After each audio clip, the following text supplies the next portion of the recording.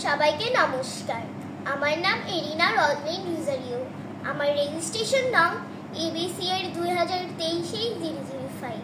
আবৃত্তি করছি পল্লী কবি জসীমউদ্দিনের লেখা আমার বাড়ি।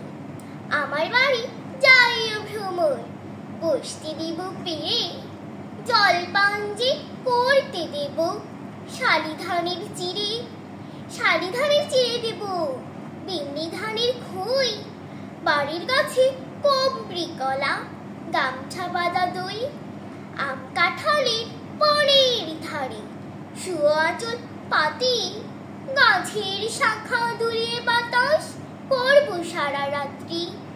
গাই দুহনে শব্দ শুনি জেগো সকাল বেলা, সারাটা দিন তোমায় লয়ে করব আমি খেলা।